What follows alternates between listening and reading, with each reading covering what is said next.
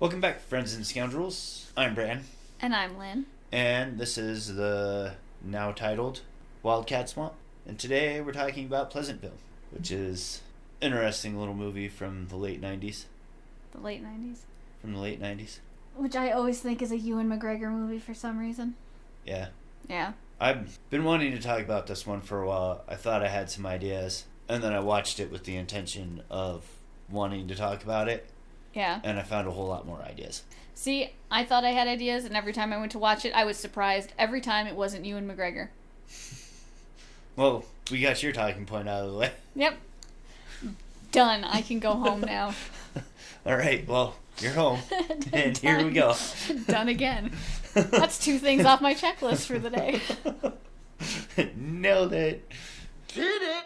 So anyways, David and Jennifer, teen twins of the 90s, escape the realities of life in their own ways. Jennifer is semi-popular at school and parades around a list of boyfriends, while David falls into the black and white world of Pleasantville. The siblings quarrel over the television remote one night as they await their hot dates. David, wanting to watch the Pleasantville Marathon, and Jennifer, a televised concert with her hot date. In the scuffle, the remote shatters against the wall. Moments later, a TV repairman arrives at the door and offers them a new, more advanced remote. The teens return to their fight, paralleling with the TV teens Bud and Mary Sue Parker in Pleasantville.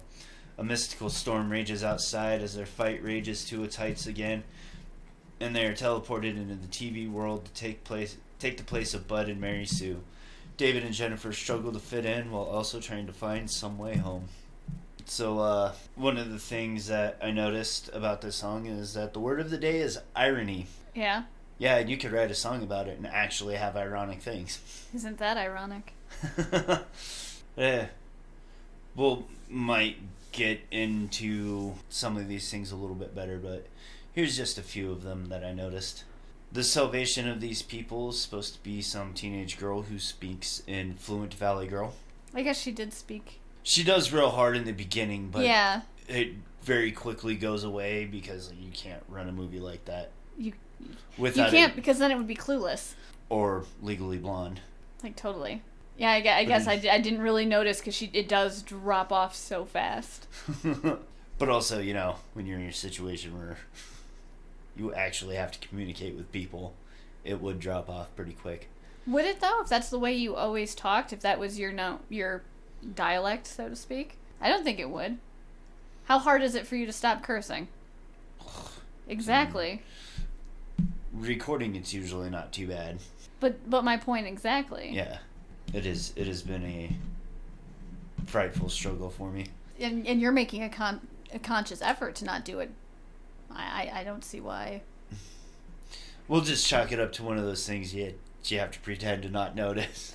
Just don't notice that? Another thing that I thought was a bit ironic is people in reality who tend to see things in black and white are often the ones who have the more clear values and principles and morals. How do you mean? Well, it's not sure how I want to word it. It's kind of one of those ones that we'll definitely get into a little bit better, but there's definitive right and wrong, and obviously there's always varying degrees of grayness. There's often a spectrum to things, but there's a definitive right and a definitive wrong side of that spectrum. Yeah. It's just more a matter of how right and how wrong. But the people who tout themselves and are proud of their open-mindedness or whatever often have very blurred aspects of what's right and wrong. Yeah.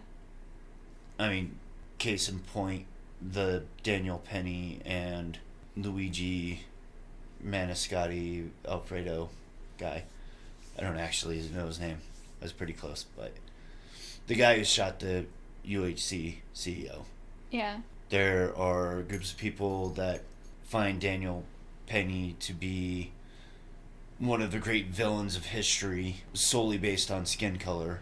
And then there's people that think this Luigi guy is a hero for blatantly committing murder. Yeah. Where Daniel Penny was an incidental death where he was just trying to subdue a person until the appropriate authorities could arrive and take better control of the situation, and one guy walked up and shot another man in the back. And the other side of that too, the black and white people, they're both technically wrong because somebody died. Yeah. But Daniel Penny, he's a Marine first off, who took an oath to defend people. And he was defending people. And this, again, was an accident. It's not like he went out that day. It was like, I'm going to find some homeless guy throwing a fit on a subway and kill him, and then did that, like, just where he happened to be, and he fell back on his oath in his training. You know, I don't think I'm very clear there. But it's like, one side always sees killing as wrong, but like, there's accidental where, alright, we can forgive you for what happened, and then, you know, all the way up to murder. And then there's the people that pick and choose which side, and it's just interesting that a way to look at that is that black and white people have these strict values and understandings, and the other side is just very subjective. Yeah. Moral relativism, as some people call it. Actually, I think it's more in line with moral subjectivism, but I'm trying to do some research on that. It's tricky. Then we have this movie coming out in the late 90s, being made kind of at the peak of Bill Clinton. Yeah. And this Democratic ruling, and it's post-Cold War with Russia. Well, Soviet Union at the time, but post-Cold War. And so, for me, it just feels like a weird time to do it, because usually you get movies like this as a response to... Like, this would make perfect sense if it came out in, like, 2003 or 2004. In response to... Bush. Yeah. W. Bush.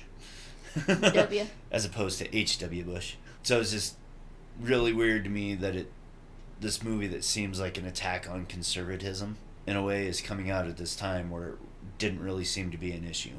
Yeah. I'd have been about 16 at the time, and I remember people talking about how bad conservatives were at the time, and you did have some residual conservatism surrounding, like, satanic panic and stuff, but it wasn't really a thing. And I'm saying that as somebody who grew up in a very small town conservative area, that, like, I can't really pinpoint anything specific in the greater culture. Mind you, I also wasn't necessarily paying that much attention, but I remember a lot of celebrities and people talking about how terrible conservatism was. And well, I think I might have been 11, so I don't recall the political climate that well. I mean, I was also doing the goth thing at the time, so, like, my reaction, a lot of the stuff that I got from conservatives at the time was just direct reaction to the way I looked, and I did that intentionally for that. But it, like, there's nothing that, I mean, there was no Trump-like moment like we're having right now. Yeah. Where there is this visceral conservative, and for kind of lack of a better term, backlash. Yeah. To what was going on culturally at the time. And I suppose the other thing, and that is prevalent in this movie, is that my instinct is to call it a second wave sexual revolution. I thought we were on... Oh, in that one? In the movie? Well, at this time in society. Because, Mm-hmm. I mean, like, the sexual revolution came out of really the 70s, because it didn't really hit until the end of the 60s. That kind of coasted on its own, and then it hit the second stage in, like, the 80s, maybe the 90s. Yeah. All these very base level animalistic things, too, that are being expressed as a path to enlightenment. So again, the sexual aspect, because it's a very huge part of this movie. It is, and We'll talk about that a little bit better. But I mean, there are several other things that we'll get into a little bit better later when it's more appropriate for that. I just want to point out all these ironic things that I noticed with it. Now that I'm reading it here now in the moment, I'm not sure if it really fits into this irony thing, but it is something to talk about in this movie, is how it completely ruins a lot of lives in this world. Everything that goes on here. And I suppose the irony is in the greater scope of it, that again, a movie like this is trying to show you that there's a better way for things, but then we get into this conversation, Thomas Sowell's conversation of trade-offs. Like, what's the cost to it? And there are a lot of lives that, especially in the beginning, are ruined. Once things change and people accept it, most of them seem to pretty much not be any different. Yeah. But, I mean, like, Bud and Mary Sue's dad still doesn't have his wife. Like, and he loves her greatly. That's what brings him to triggers color. his change. Yeah. But he still doesn't have her in the end. He's just fine with it. I guess it kind of ends with a where do we go from here? It very much does end on that. I got notes. And the last one that stood out to me is the catalyst for everything that happens in this movie, that being Jennifer, ends up taking up the conservative lifestyle. Yeah. And it just is just a funny thing. And how her change comes about, which, I mean, stop or take a moment to reflect on it, makes sense. But I think it kind of counters everything else that happens in the movie, because she's already on this color path, which she calls the slut path. Yeah. She did that. She doesn't like it, and she actually just becomes Mary Sue, this the conservative black and white Pleasantville path that her brother loved so much. She actually becomes that. Yeah. And that's what's right for her, but living in color is what's right for everyone else. But it just, I feel like it counters it. Counters everything else. Well, only because of how much focus there is on sex with this. But to also go back to something I forgot to say about with Bill Clinton and the height of liberalism at the time, is that the movie almost feels like it's an attack on conservatism for the sake of it. Yeah. And that's what really makes her ironic to me, is that you have this movie that feels like it's attacking those values and then turns around and says, no, that's actually how you should be. So, like, what are you trying to say here, movie? I don't get it. So yeah, that was all the ironies that stood out to me as I watched it a couple, 2-3 times, and just thinking about it almost nonstop. I don't know why. I don't do that often with these things. I don't know why either. But it just, for some reason, this movie has just lived in my brain rent free for the last week and a half, 2 weeks almost, prior to recording this. Yeah. Yeah.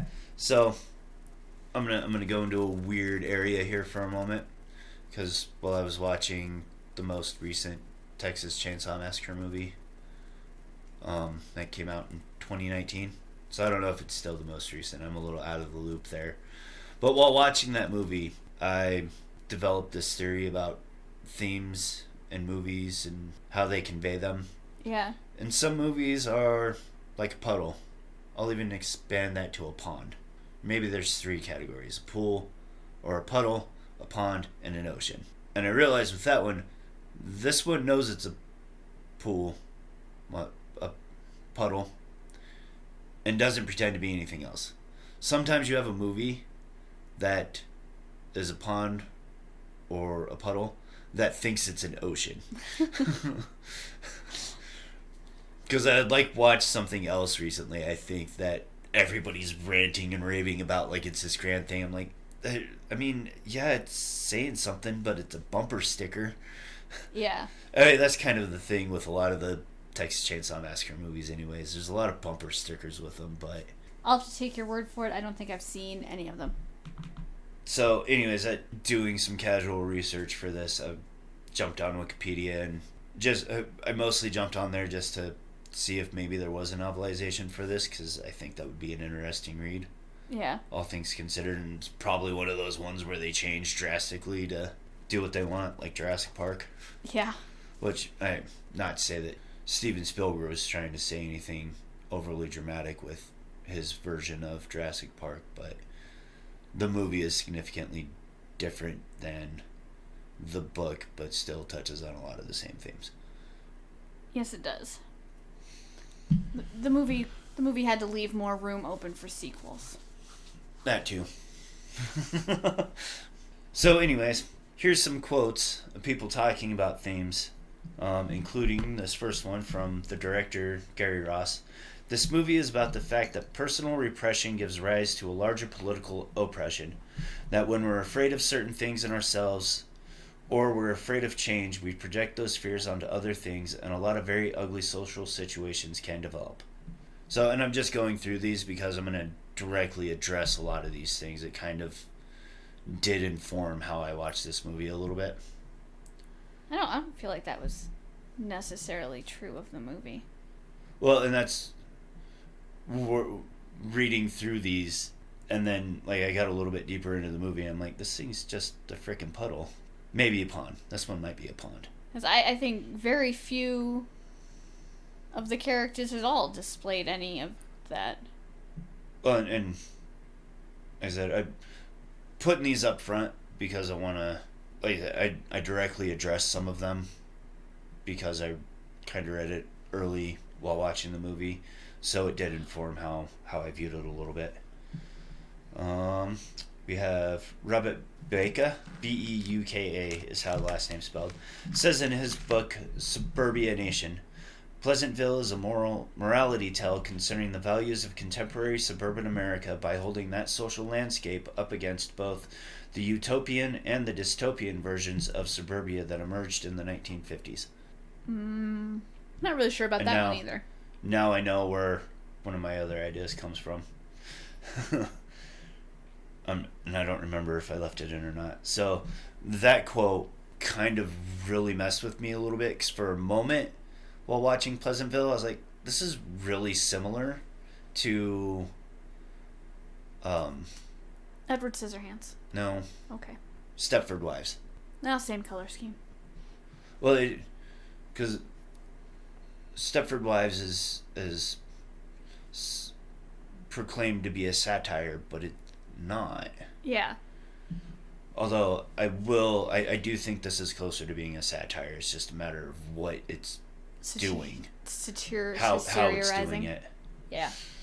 Robert McDaniel of Film and History described the town as a perfect place. It never rains. The highs and lows rest at 72 degrees. The fire department exists only to rescue treed cats, and the basketball team never misses a hoop. However, McDaniel says, Pleasantville is a false hope. David's journey tells him only that there is no right life, no model for how things are supposed to be. But when it's all idyllic and they don't know any different. Yeah. And then Warren Epstein of the Gazette wrote, the use of color as a metaphor in black and white film certainly has a rich tradition. From the over-the-rainbow land of The Wizard of Oz to The Girl in the Red Dress who made the Holocaust real for Oskar Schindler and Schindler's List. In Pleasantville, color represents the transformation from repression to enlightenment. People and their surroundings change from black and white to color when they connect with the essence of who they really are. That quote I was already on this path with this movie. Yeah. So that's all that's listed on Wikipedia there. So take that with a grain of salt if you need to. See, my problem with they become color when they connect with who they really are is that's not what's portrayed in the movie hardly at all. Yeah. Like, for example, Fast and the Furious. Right. Whatever his character's name is. Skip. Skip, thank you. Skip. He's the first one in Pleasantville to experience this sexual revolution, and he stays black and white. He's the first one to see color, and he stays black and white, and then stays firmly on the black and white side, and once it becomes about keeping these conservative black and white values, he stays on that team too. Even though he's the one who, in the gym, is spreading these ideas to begin with. Well, he ends up on Team Bully, which, again, bullies weren't a thing in Pleasantville until this was introduced. So back to the quote about what's right. And that's part of why I say this movie's a pond, is because like actually deconstructing it or trying to understand what it's doing and giving it full attention to those things, this movie falls apart and doesn't make any sense at all. Yeah, it falls apart real fast. Even with its attempt to cover itself with Once Upon a Time at the very beginning. Yeah. To give it this kind of fairy tale thing. 'Cause I had missed that in all the previous viewings. I think it was, the other day when we watched it before we were supposed to record the first time? Yes. Because Sarah was supposed to join us on this too, but that just didn't work out, sadly. But I was watching it at one point, and I'm like, oh, this is kind of like a fairy tale. But, man, I don't know how to... Where are we at on that? I lost myself there for a second. The movie falls apart very quickly on itself. Yeah. If you pay attention to a lot of these things, it does, because skips the first one that has the physical experience, which is the... primary trigger. Well, quote-unquote, forbidden knowledge. The unknown, right? This is something that's not known to these people. And as a result, he sees the red rose, which is the first indication that you have. This is one of the few consistencies in the movie, is that usually you see something else in color, or a lot of the characters see something else in color, before they themselves start changing. So... I mean, there are some inconsistencies with it. There's some inconsistencies, but it's also the most consistent. Because you got, the playing cards with the mom, and, the little subtle changes in the very beginning. See, you say it's the most consistent, but I disagree, because all the black and white characters are seeing color, too. At the poker game, she said her daughter's tongue was pink. The other day at the diner, the car was green. Bob's got a blue door. Well, it's always been blue. And they all stay black and white. But they're all seeing the color, and they're all complaining about the color. How would he be able to... How would the mayor? Whatever he is. How would he be able to list all these new colors that are banned if he can't see them? No, being the most consistent doesn't mean that it's consistent throughout. It is just, of the things that we're giving, it's the one that happens the most frequently. And still not very much, just...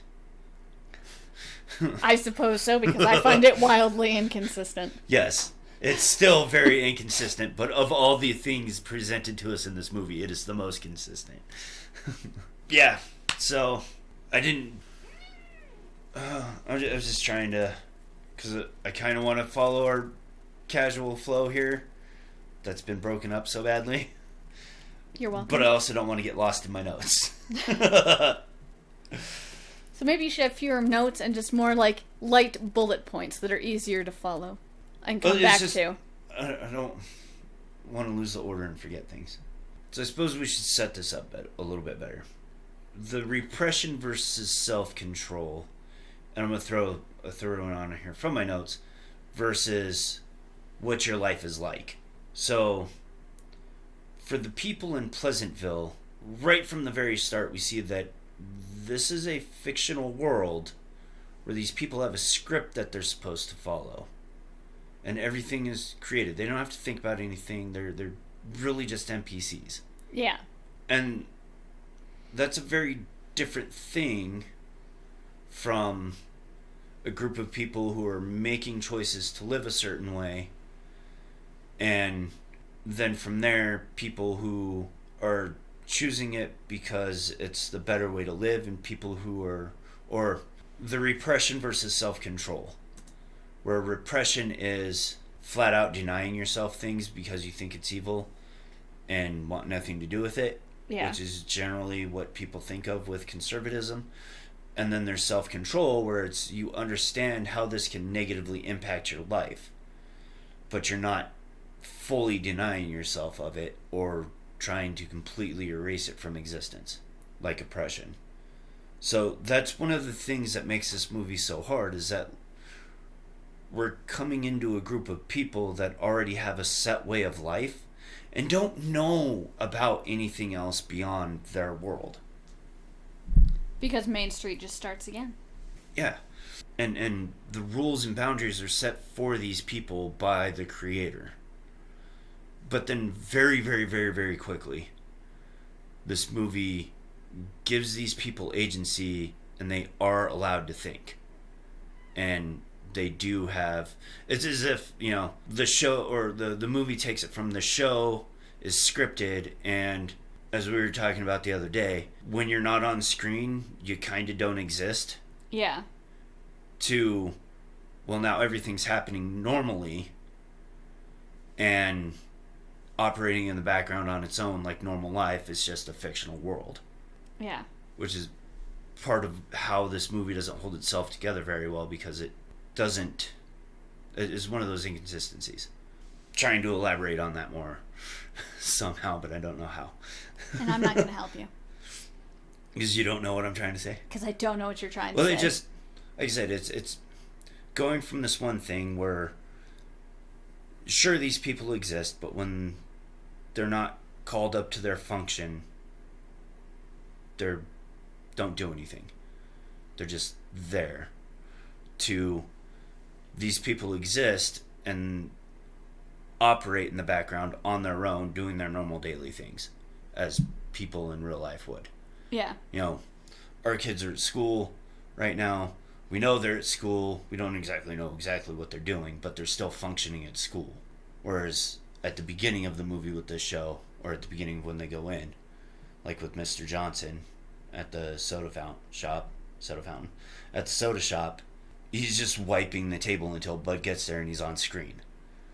And then later, we come back and he's done painted the window. Yeah. Well, I mean, even very much, like, the next scene with him, he's like, yeah, I did all this stuff on my own. Which kind of brings us into the enlightenment conversation, where we've kind of been playing around with it a little bit, where Jennifer in Pleasantville doesn't change, and Bud says to her, maybe it's not the sex. And for her, I can see that being true, because that's kind of her default setting. It's not forbidden knowledge or a great unknown to her. Yeah. Whereas, back to the previous point, is like all these other things to these people in this world, sex just didn't exist. It's not like they were repressing themselves of it.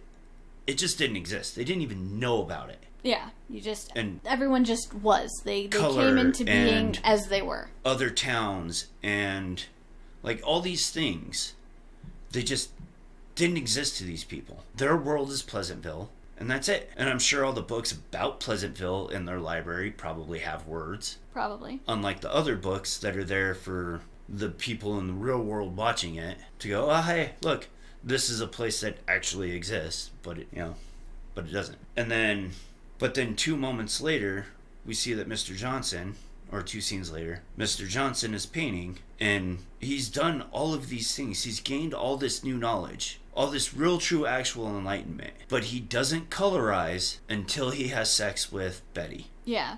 Yeah, I did. If you actually wanted to treat this, and I kind of got a little bit confused from the quotes, but if you're viewing this as an enlightenment thing, that view only works to me if he was the first one to start colorizing.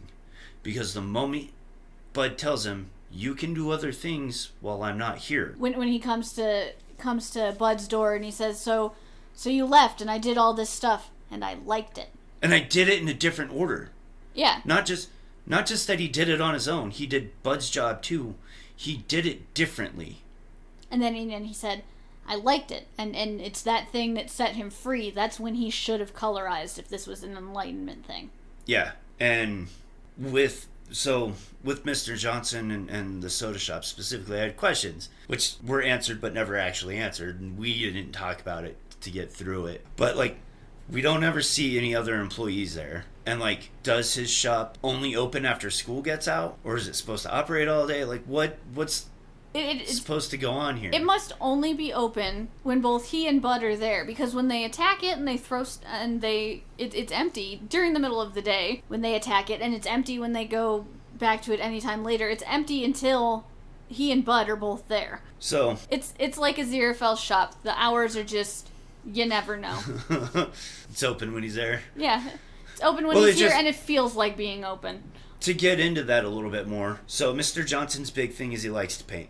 That's another moment where you can have him colorize, is when he has this realization, I wait all year to paint the window. Yeah. That's his passion. That's what he wants to do. That's what he loves. And sure, the burger shop is nice and it's something for him to do and it makes him money. But he loves to paint. That's his passion. That's his true self, which is part of what enlightenment is supposed to be about. Your true self. So something to make this a little bit stronger that they could have done is have another employee who's there who really likes to make burgers. And he goes, hey, do you mind if I experiment a little bit? And we start getting a burger of the day. And then it becomes Bob's Burgers. I laughed too early because I knew where you were going.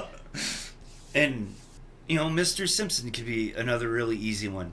Dude seems to really love taking care of his lawn. There are people that do. I don't get it, but there are people who do. What? That's fine. But that self-actualization, that self-realization of this is who I am, this is what I like. This gives me a sense of purpose and fulfillment, which is where that and again, this unknown becoming known, this new knowledge. Because back to Skip, like, he doesn't change for some reason. It makes no sense that Skip doesn't change, because he's the one who's actively spreading the knowledge to the basketball team that causes them to all miss for the first time. Right? And it breaks the rule of sex being the trigger. Because, yeah, he sees the rose as red now, right after, but then he doesn't change colors. So, like, what are you doing with this character? Well, that breaks as the trigger later anyway. What does? Sex is the trigger. Because of Jennifer? Jennifer and Bud and the blonde. I'm really good with character names. The blonde. The one that has Whitey's cookies. I remember Whitey. He's not an important character, but I remember his name. No, doesn't she colorize after her and Bud have sex? She colorizes after the rain. I feel like it's implied that they have sex, though. See, I didn't get that impression, because they're all of the kids are there at the gazebo, and some of them are black and white still, but after the rain, when they wake up sleeping on the grass, they're all colorized. I thought, my impression was it was the rain kind of cleansing them, wiping them clean, but watering them, whatever you will, and Bud is still black and white. I didn't get the impression that they had ever slept together. I missed all the other kids colorizing too. Yeah. So. See, it was my impression that Bud never had sex with anybody. It feels like Skip kind of just becomes this thing that's there for other purposes, because he becomes the angry, expectant male or whatever. Yes. Which doesn't make sense, because if you're using him as that, Jennifer's the one who sets the expectations of their relationship being physical. So to then turn around and make him a grumpy Gus because he didn't get laid because she wanted to read instead doesn't make sense. Yeah, it doesn't. And that where a lot of this sexual revolution and where this second wave, as I called it before, of the sexual revolution, where, girls should have sex like men or boys, and everything should be fine. It does imply a certain expectation that you should be able to just go out and get it. So when that's not happening, naturally people are going to get frustrated. What? I was just caught up thinking about another inconsistency, because that made me think for a minute. Do more girls than the boys colorize? And it got me thinking about who colorized first. And the first one to colorize is that girl where only her tongue colorizes at first, and she's the only one who colorizes tongue first, and then. And the only one that does it progressively. Yeah, it does it progressively. Everyone else, it's just like that. Yeah. It's weird. And I could see the first couple of ones maybe needing to progress a little bit. Yeah. But then after that, it can just be a snap reaction. But I mean, with Skip, just need him to want to burn books because he's angry at his girlfriend. I guess Betty's is kind of progressive too. Because when her skin first goes, her hair is still black and white colored brown, not actual brunette. And her clothes don't change. Yeah. Well, I tried to pay attention to that too. Some of those colors could be a little difficult to tell. Yeah, Betty, only her skin changed at first. Well, and then when she's got green eyes... Because then the makeup thing wouldn't have worked if they needed to do her hair and her clothes, too. But her eyes change, too. Her eyes are green. So, when you put the makeup on her, you can see the green. It's a very subtle green. Well, maybe William H. Macy just doesn't look in her eyes. And that's where her real problem is. He doesn't see me anymore. Or he doesn't see me at all, because I guess there wouldn't be an anymore, because she wouldn't have known any different. Yeah. And back to the beginning, the ironies of it actually almost exclusively being animalistic actions. So Bud doesn't change until he does a manly man thing, and he's defending his TV mom. Yeah. From an attack, and a rape attack of all things, because that makes sense. You gotta throw it in there. Well, that's what mobs do. They break windows and they rape people. I want to say it's probably pulled from an actual instance in real life. Because it was implied with the blonde, I forget her name. It was implied with her too, the way her clothes were torn. Yes.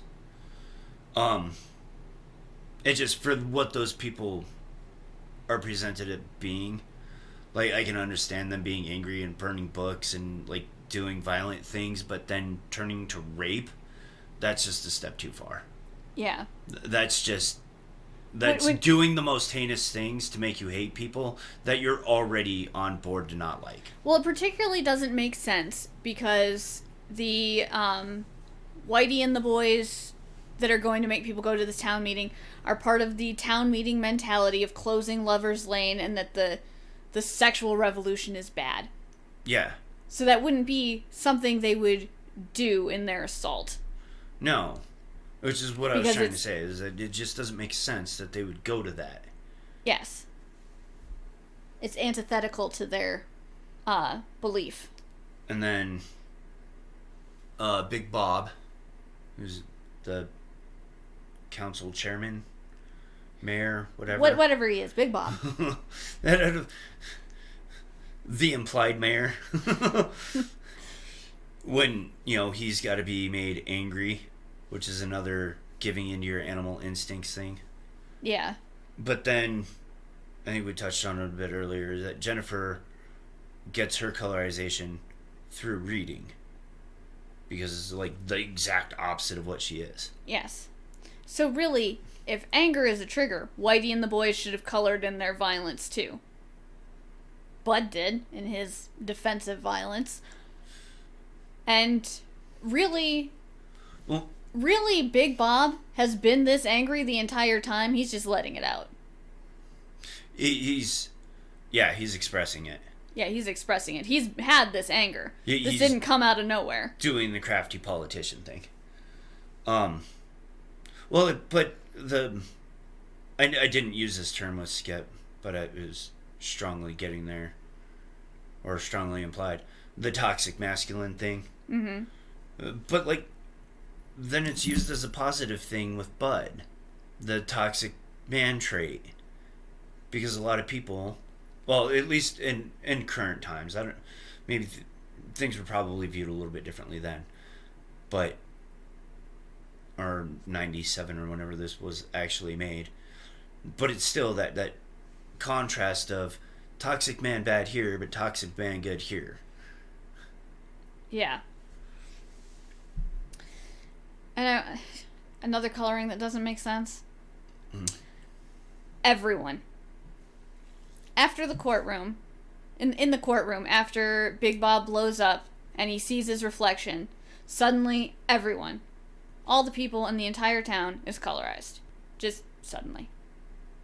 Because the movie's over. Yeah. Pretty much. But back to Bud David. yes, I see your point about the toxic masculinity being good here versus bad here. But I think Bud's whole thing is centralized on his relationship with his mom. Oh, it is. And casual viewing, I didn't quite catch what was going on with his dad. It was just very apparent that dad wasn't around. Yeah. And so one of the first thoughts I had was, this dude needs a man in his life. He needs a dad in his life. And so does Jennifer, because, like, it is shown through statistics, which, however you feel about that girls who have a positive father figure in their life are less likely to have a promiscuous lifestyle. Yes. Because it's not just a matter of having dad there or a father there. It has to be a good model. So, like, a whole different situation. And the fact that this situation can only happen in this broken home environment.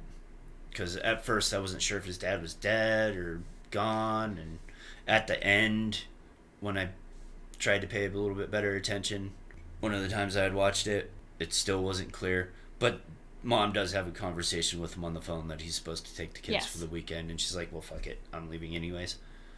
Speaking of cussing. Well, they don't... When they go to Pleasantville, they don't really get dadded there either. No, and that's a whole other part of the conversation that I didn't make notes He's for. equally as absentee, honestly. He's presently absent. Well, okay, so I guess we're going to get into it. Because, like, back to the Stepford Wives thing. Why it's a little bit better is because there is a little bit of this idea of life being like this in real life. Yeah. But not to the degree of the 1950s idyllic family. Yeah. Idyllic family. But there is this idea of the nuclear family and it being better for people and the conservative values that come from 1950s television and usually a nuclear family. That, like I said, it feels like this movie's just outright attacking just for the sake of attacking it. Yeah. This is the Marxist approach to it. And that's where, like, that line gets blurred on what this is satirizing. Is it a satire of this idea of the nuclear family and it's using it through this vehicle of 1950s sitcoms? Is it trying to be a satire of those? Like, where is that satire being directed at? Because there is satire here. It's just a matter of where is it being focused towards. And like I said, with Stepford Wives, even if you go back into the 1950s, 1940s, 1930s, nobody had that kind of a view of women being in the kitchen barefoot making babies and cakes. No. Like, you go back just far enough and there is this blurred line where industry was taking off and roles for people were changing because our lifestyles were changing drastically. But right before that, there were very specific roles that needed to be filled in the family and in society, and they were best filled by men or by women. And it has nothing to do with men wanting to oppress women. That was just the nature of how things were worked, and a lot of people call it a social construct, but I think it's only so because of biological needs and differences. Yeah. And it for all of our existence up until 5 seconds ago, in the greater scope of human existence, women, once they started having babies, were incredibly vulnerable for a significant period of their life. Yes. So, while pregnant, after having the baby, while caring for the infant, toddler. Right? But then another baby comes along while you've got a small child that you're taking care of. Yes. And then at some point, depending on how many kids you do have a little bit of help from them. And, the societies and cultures that existed more as a strong community, like the Cheyenne or the Lakota, I know those ones fairly well from the books on Crazy Horse and Wooden Leg. The women all worked and cooperated together, and they reared the children, and they did close to home things, because there's things that need to be done in the home. There are. And there are things that need to be done outside of the home. And so somebody filled that close to home role, and it was better for the woman to do it because she was more vulnerable and there was protection there for those periods of time where the man has to be out away from the home doing away from the home things, which is, hunting and or farming or, whatever the culture was. Right. And whenever the culture was. So it, breaks Stepford Wives down when you actually have that knowledge and realize that this is a satire of a worldview that doesn't exist. Which, to a little bit of credit, there were maybe 5 people that thought women shouldn't be working. But yeah, with this, it's just like, you're so confused in your messaging. I don't know where you're trying to go, and I don't know what you're trying to point at as being the quote-unquote problem. It's because I think it feels like it loses track of what it's trying to say as well, so it just becomes... Well, it just... So it just goes. I could very much see this being like a first draft of it, too. Third at best. But this is one of those ones that really should have been a passion project that you worked on for years while you did other work to make money. Yeah. Because this could be really interesting look at how we view these things and what's right and how do we do these things. It's so self-contained and also so open at the same time that it doesn't even get into the breakdown of what Betty's leaving does. Because I know it does from Big Bob's perspective, is that it's not just about Bill's shirt or William H. Macy. George's dinner. And he's right, it's not just about that. Because part of the problem is when you have both parents both working in and out of the home, is things start to fall through the cracks. And they do. If you look at it from an outside point, is once that starts happening, we for a little bit lose track of Mary Sue. I know because we're just focused on Bud. Yeah. But we're also actually losing track of Mary Sue because William H. Macy's out looking for his dinner. So he doesn't know where she is.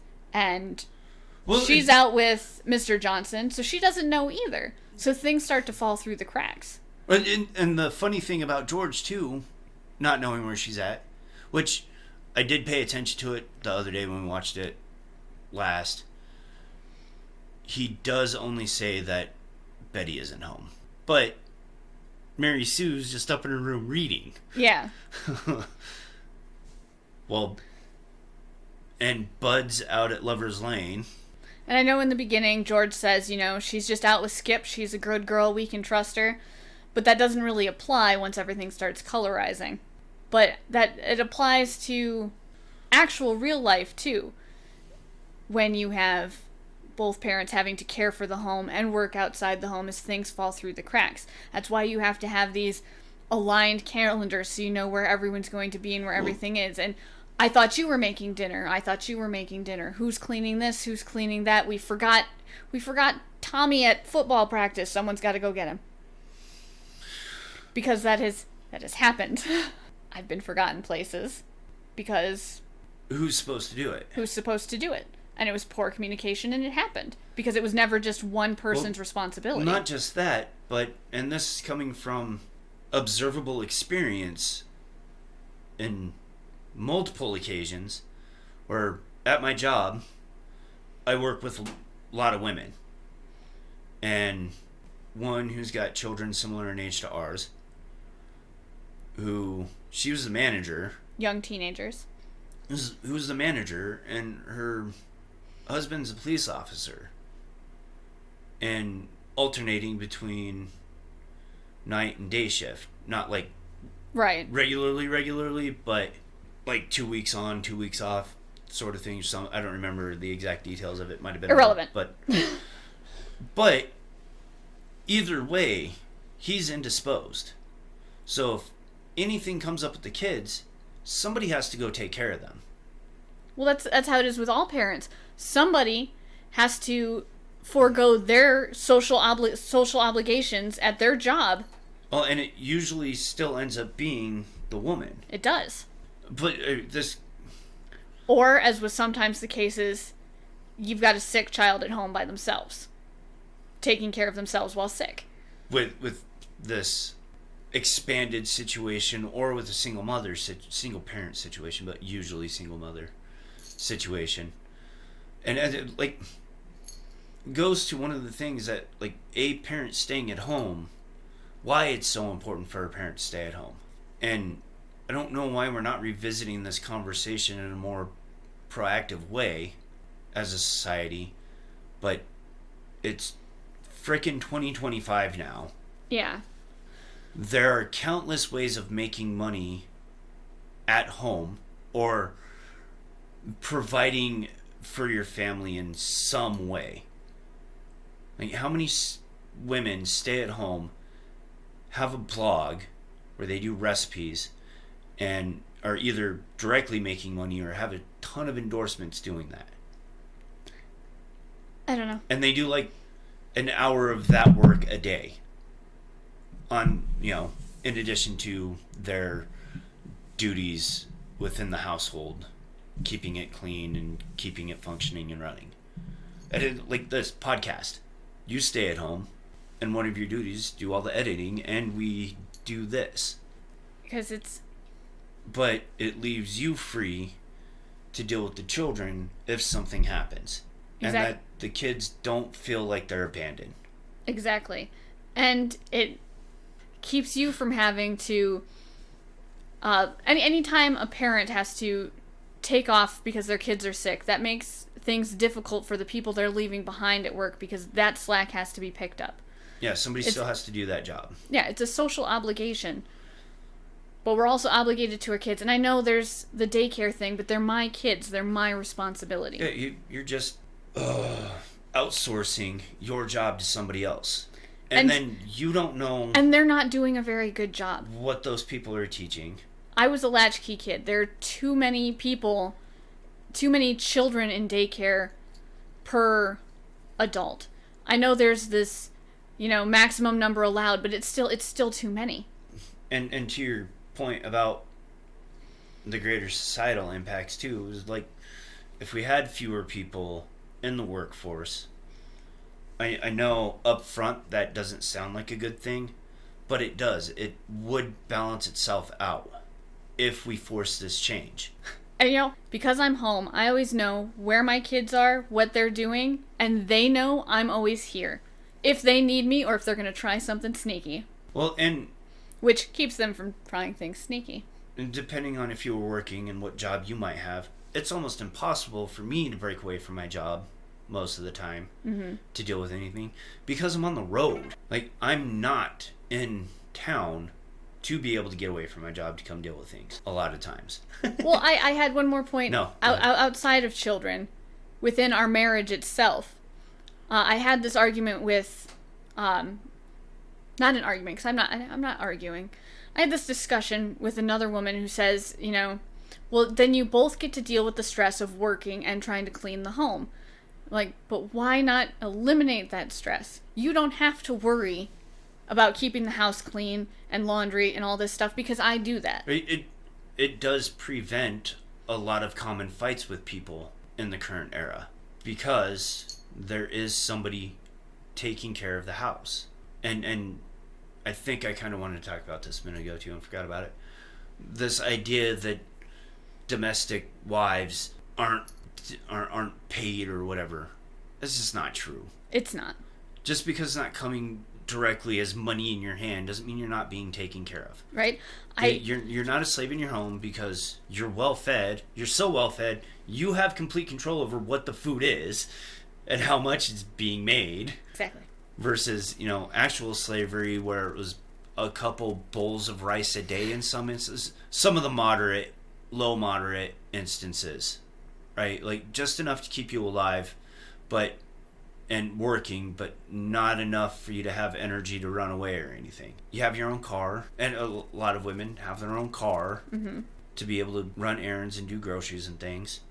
Your clothing is all provided. Like, all these things are provided. Yeah. Just because it's not money in your hand doesn't mean you're not being, I can't think of the word. Paid. Reimbursed. There we go. For your efforts. And again, it's to view this relationship in those terms is kind of gross anyways. It is. Because it's you've entered a partnership with this person to build a life together and to bring other people into the world and take care of them. So you're not fulfilling that contract with your children or your partner and society. So, yeah. Okay, so I do want to go into this one. Okay. And that's this idea of the social contract.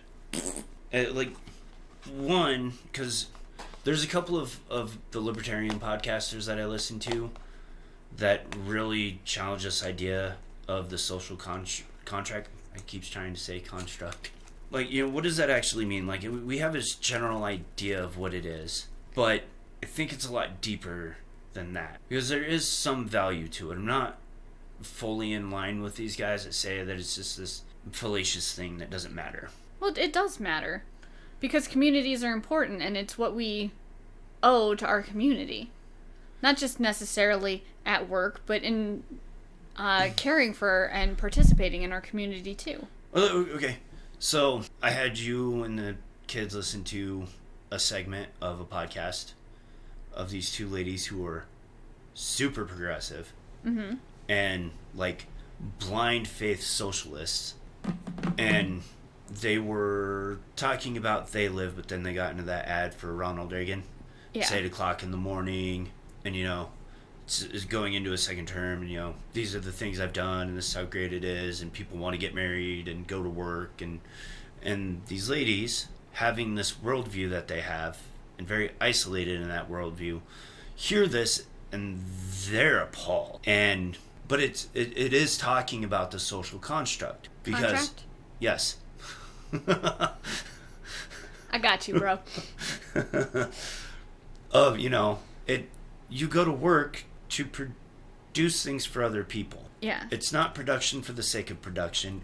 There should be a purpose behind it. And I haven't gotten a chance to talk about this yet, but Tom Woods, one of the podcasters, was talking about, and at the very beginning of this little segment, is one of the ones, and part of what encouraged this part of this conversation, had Carl Benjamin, otherwise known as Sargon of Akkad, on YouTube. Mm-hmm.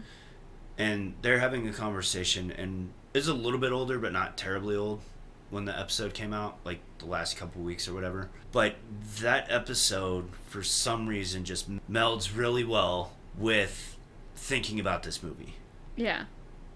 It just the various things that they talk about, morality and society's changing and being careful with it and all this stuff, and the social contract, I did it right, came up. And Tom's like very critical of it, to the point of like, what does that even mean? And there is importance to it, but you can only have a good social contract if your values in your society, in your community, in your culture align. You have to have a culture. You have to have traditions. Yeah. And you have to have a fairly single mind on what the morality is. Like, all these things have to be in alignment for your social contract to work. Once you start getting these separations, it all falls apart, and is a large part of what this movie shows us. Everything falls apart when you bring in these very contrasting ideas. Yeah. So that's what I wanted to say about that. I said, man, so disappointed that we didn't get into like any of this.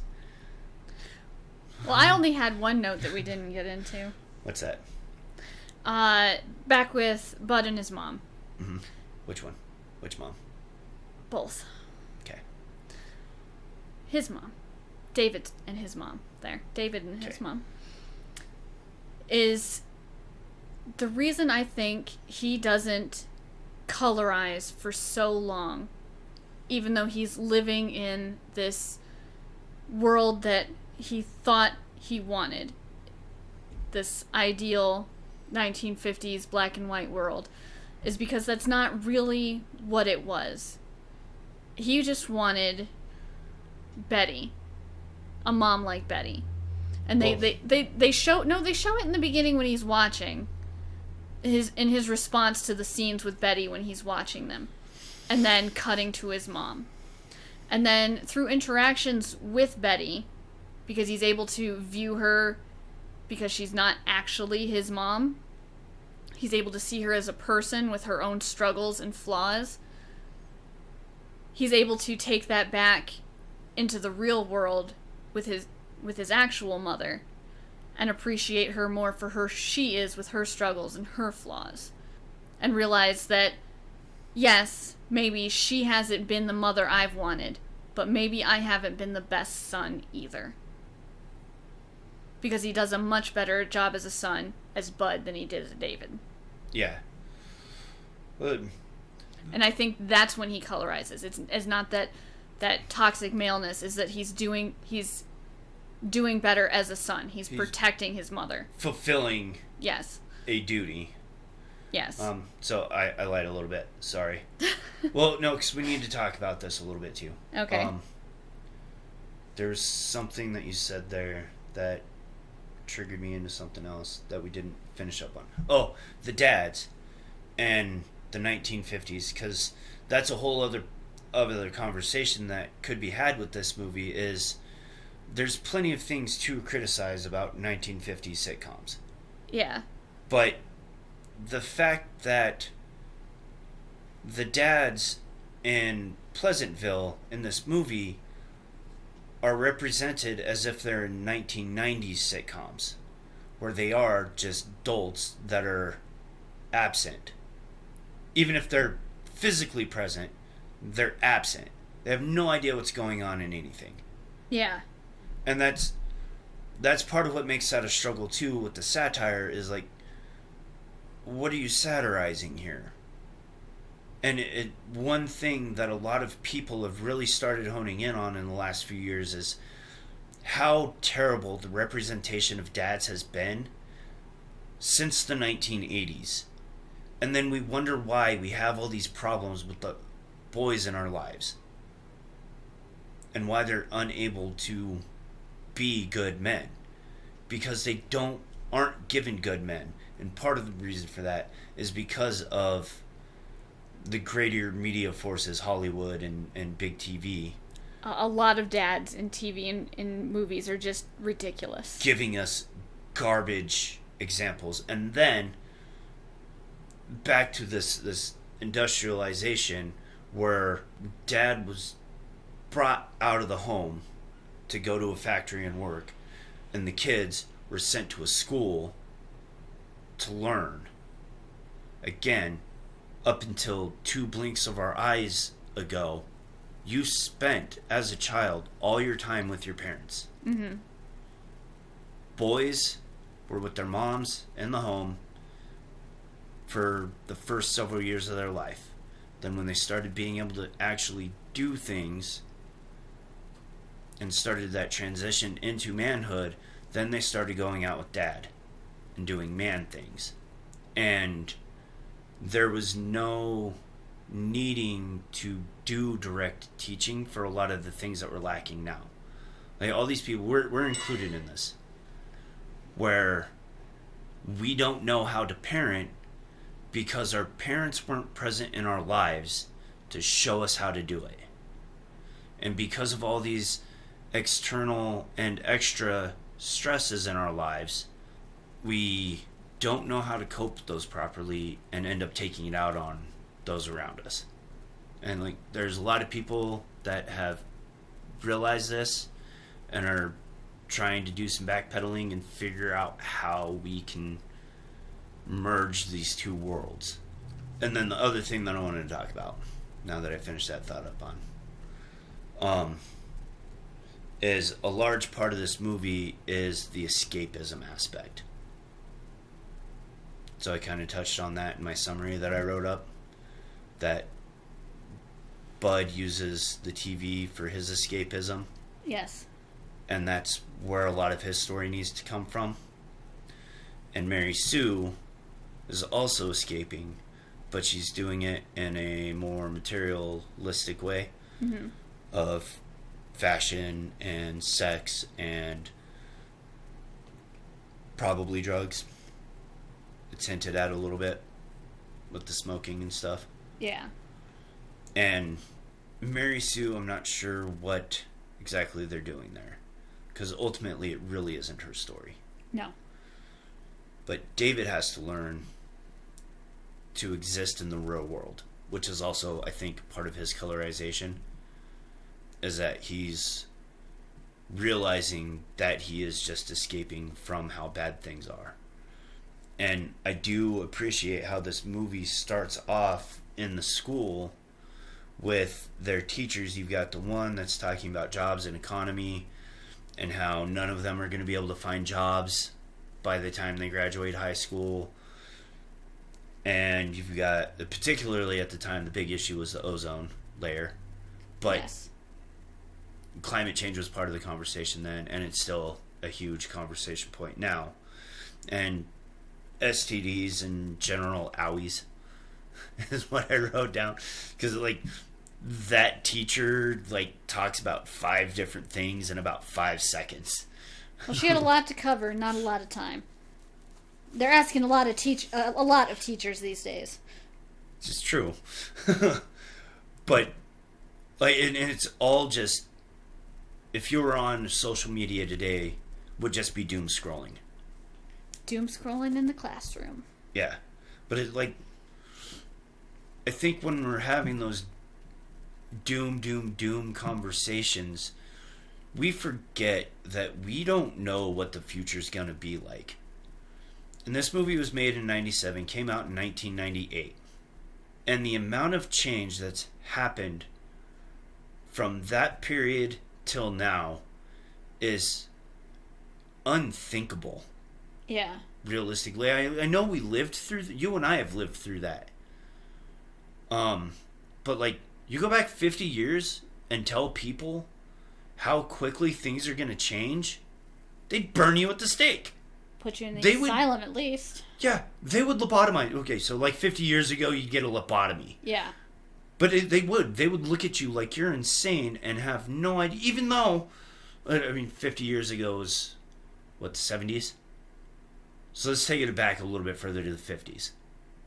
Not just because this movie, but because you look at the stuff that they were writing then for like science fiction and stuff. That like by 1980 we were going to be on Mars, right? So there was a little bit of a concept of technology potentially moving this fast. But like, I don't think anybody actually believed that. A little bit. I think Pacific Rim is set in 2025. I mean, the Jetsons came out in what, 60s, 70s? And that was set in 2000. Well, some of that stuff is real. Now. The vacuuming robot? Well, they have watches. They have phone watches. Yeah. We have phone watches. I mean, honestly, if when I was sitting around having to hang up my phone call with my friend so my dad could get on the computer and having to listen to it dial up, you told me in the future everyone was going to have the internet in their pocket? Yeah. Would not believe you. I barely have the internet in my home. And just a couple years before that, there was no concept of the internet. Like, we were still playing Oregon Trail on a 3.5 floppy. Actually, no, it was a 5-inch floppy. Yeah. An actual floppy disk. That, you had to put in the computer. And how many kids have very little concept of anything operating like that? I don't think they know what a floppy disk is. So, anyways, kind of wrap this part up and put a final nail in it. So, we were watching Top Gear last night. We were. This is a fact. How long did that show run? The British version, by the way. I think they did 25 years. But that might include the Grand Tour. I'm not sure. So, 20-ish years? Yeah. So, I had this random thought last night, because the episode we were watching was fairly early on, that show is a fine example of the progression of the cell phone. How in the very beginning, cell phones weren't a thing at all. Right. And then they had little flip phones and the popular Nokia indestructible thing, which I think they even tested a couple of times. Like, you get to see the progression of the cell phone through this show. And that's only a 20-year period, and like how quickly everything changed. So he was on Top Gear from 2002 to 2015. So, like, 2002. Barely. So that's not even 20 years. Yeah. By the way, that's 13 years. In 13 years... I was taking a stab in the dark. Well, let me finish that. In 13 years, they went from not using cell phones, and, like, through most of the series, even when they did start having cell phones, like, they would still mostly get letters for a long time and get, like, little text updates. Yeah. To all of a sudden, they have smartphones and are getting everything through that. In my defense, I did say it might include Grand Tour. So, I just, like, think that it's really interesting that we did that last night, and I didn't even think of it to use it for this. It just came up. So, despite the fact that I have probably another 4 hours worth of talking material, I think that's just mostly me. Because the movie itself isn't necessarily saying anything about a lot of these things, and some of it is modern time stuff that the movie would have had no concept for at the time. Yeah. Oh, that's what we were talking about. We were talking about all the evil thing, or not evil, all the bad things that were happening. And like the ozone. They were talking about the ozone in that movie, but pretty much by the time this movie came out, it had already almost completely closed up. Yeah. And they realized that this is actually kind of a natural cycle of it. And climate change, just general, yes, we are having an impact on the climate. All creatures on this planet do. But I do want to make the point that since this conversation really actually started in like the 1970s, every single prediction has been catastrophically wrong. None of it has come even the slightest bit true. Just to point that out. So yeah. Well, you can post your notes 180 characters at a time on X. We can have a full conversation there. I don't know, I might Substack it. But like, I had in here talking about progress, and I had a really good joke set up. Well, it wasn't a joke. Really good pun set up. Because I was going to quote Umbridge. And I was going to say... Progress for progress' sake. I was going to do the whole thing, though. Nah. Because I was going to read the whole thing. Because that little speech that she gives, I don't take umbrage with anything that she actually says. It was better when I stumbled upon it this morning, practicing. You made yourself laugh, didn't you? You did. Well, because there's that nice, natural, real pause. Yeah. And then lead into it.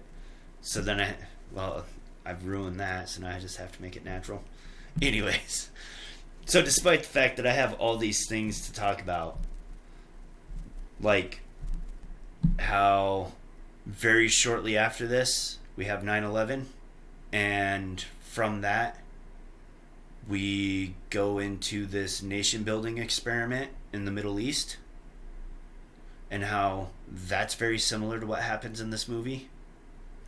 Yes, but you can find all that wherever you decide to post it. Yeah, we had to decide on a few things before I could actually do that, so I guess I'm going to do that. And a lot of this stuff will come up later on and other things that we talk about. I'm sure it will. Like the Joker, which is on the docket for some time in the very near future. The Joker with Joaquin Phoenix, mostly the character. Oh, anyways, thanks for stumbling through that with us. Took a minute, but once we got going, I think it did pretty good. Yeah, I wasn't here for it. So, stay tuned. We're coming back to this after our 2-year or so hiatus. We will finish up the other things that we need to finish up somehow. Just for a little spoiler, Final Conflict, the third in the Omen franchise, not really much to touch on there, but I'll see if we can figure something out. And Scream, I gotta figure that out with the monsters.